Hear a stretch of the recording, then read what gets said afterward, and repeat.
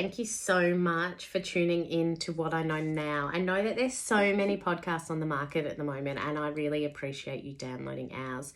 For those of you who aren't aware of The Sweet Set or of me, I'm Sally. I'm the founder of The Sweet Set. I'm a mama of 2 boys. My husband Jonathan and I work on The Sweet Set. Is really our love and our passion project. First episode, I wanted to give you a bit of an introduction to The Sweet Set and how we came about and what our mission is in this podcast. We're all about doing things with ease in our family. If there is a way to do things well and to do them with ease and with as little stress and overwhelm as possible, that's our aim and that's what we try to do. We've got better at this as we've gone along the parenting journey, but we haven't always been great at it. I thought that at almost 40, when I had my first baby, I would find it all a breeze. I would be able to get the right information straight away and I would know where to turn, but oh my goodness, the waters are so murky. I think a lot of new parents, all parents really, whether it's your first, third, second, fourth, fifth, sixth, seventh baby, there's a lot of pressure on us to get things right for the first time, and there's a lot of pressure on us to have all the answers straight away. I think that panic and that pressure really led to a lot of confusion and overwhelm before I had my first baby. I wanted to research, so I over-researched. I wrote copious lists about what to pack. I packed everything when we went to the hospital, and I got a shock at how small the birth suite really was and how small a private single room was. And I realised there had to be a better way. There had to be a way where we could be more organised, that parents-to-be or parents who had some mental overwhelm and couldn't really think about packing their bags could go and find one ultimate packing list rather than a packing list that was made to sell a product. So obviously we're selling a product, we're selling the Sweet Set, but in our list, our packing list is 2 pages and it's really based on the best research there is. It's based on consultation with obstetricians, with midwives, with doulas, with maternity units. It's importantly based on research from parents who've been there, done that. And we've also done formal market research around packing and hospital bags. So our list really is the ultimate list. For me, I really wanted a list that wasn't tied to product promos or marketing. There's a lot of lists out there that say pack 15 blue t-shirts for your baby. Well, obviously they don't say that, but they tell you what to pack based on what they're trying to sell. So it's not an unbiased packing list. I wanted our list to be completely non-biased, non-tied to product, and just a really good comprehensive list that just was easy to read, easy to understand, and took the overwhelm away from packing the bags.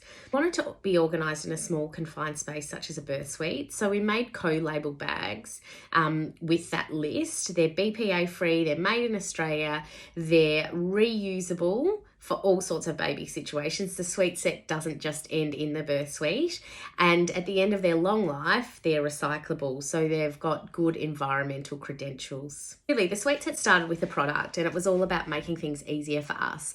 We realised we needed it after our first child, and in between Magnus and Fenton, in the 19 months, we'd made a prototype. We shared it with lots of different friends. Every time anyone I knew was having a baby, I'd share my list with them and I would make cobbled together Ziploc bags. But obviously the bags weren't made fit for purpose. So they're the wrong size and they weren't right, and plastic Ziploc bags aren't environmentally friendly, but also they're not very sturdy. So they just weren't the right fit for a hospital bag, which is why we decided to manufacture them ourselves. We had a product which people love and we get 5-star reviews and people feel very happy with, which is wonderful.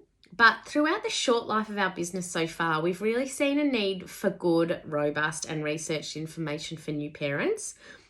There's so much online and a lot on social media platforms that hasn't been researched or that doesn't come from trusted sources. And it gets circled around the universe on our phones and creates more confusion with each cycle. Now, the last thing a parent-to-be needs is more confusion. We really felt called to help in this overwhelm and to bring ease, which is why we've got our journal on our webpage, which has a lot of What I Know Now stuff on it. It has tips and tricks from parents who've been there, done that, around how they would prepare if they were preparing again to have a baby, what they've learned in their parenting journey in that pregnancy, birth, first few months. We've also got some free giveaways on our website, on our gifts to you. All of these will be in the show notes, but they're things like scripts on how to decline visitors to hospitals, our ultimate shopping list, what you need to buy for baby, what's urgent, what's important, what's a waste of money, what's a marketing technique, and they're just trying to dupe you out of money and take advantage of the fact you want to be the best parent ever.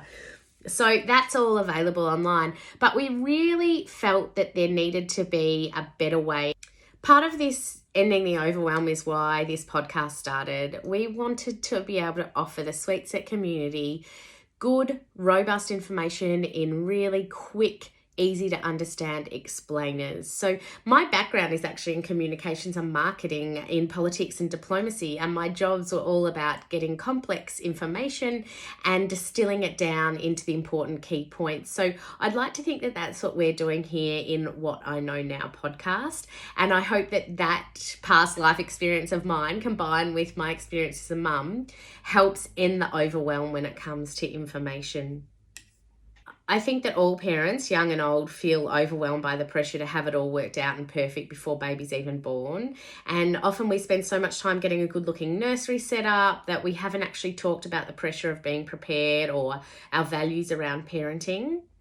That's one of the reasons we feel so strongly about the Sweet Set and about being able to provide good information, is that when you've got good information and you've got good action steps that you can take, no matter how small they are, so all of the detail is looked after, then when things come along that you can never really be prepared for, which is the hormonal, physical, mental changes that come with being a parent, you haven't got as much overwhelm. Things like becoming a new parent is always going to be overwhelming. But if you've taken care of making sure your bag's packed well, knowing what happens in the first 24 hours after baby's born, knowing what APCAR is, knowing, just being in control of your information, when the things that you can't control come along, they're easier to deal with because you haven't got the mental overwhelm of everything else. In episode, I'm just going to give you a few quick tips around bag packing for hospital.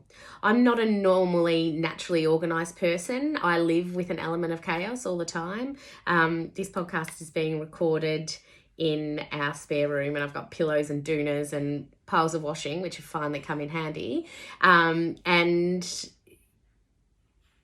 for me, done is better than perfect in this instance, which I think is also a good mantra for parenthood. Done is often 90% done well is better than perfection. At least it's done. So as I said, I'm not a naturally organised person, and I live with an element of chaos, which means that I bring a special perspective to our business.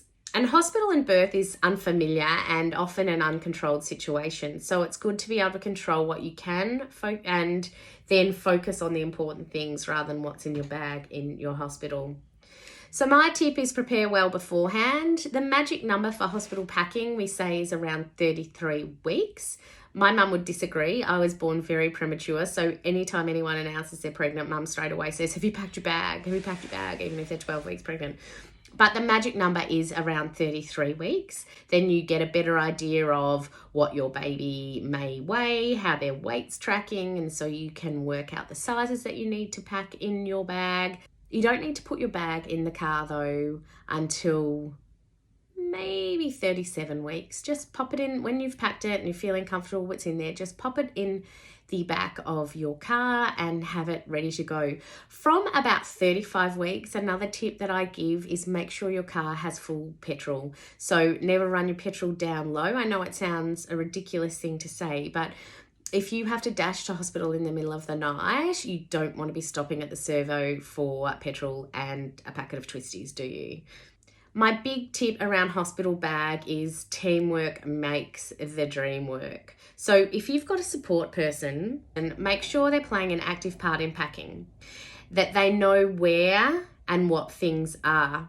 It shouldn't come as a surprise that if your partner or your support person doesn't know what a onesie is before you go to hospital, at 2 a.m. in the morning when you tell them to get a onesie, they're not going to be able to find it. So make sure they know what you're packing and where things are. And that's where the sweet set comes in really handy. We get a lot of amazing feedback from dads particularly, and support people in the hospital saying that it just made their life easier.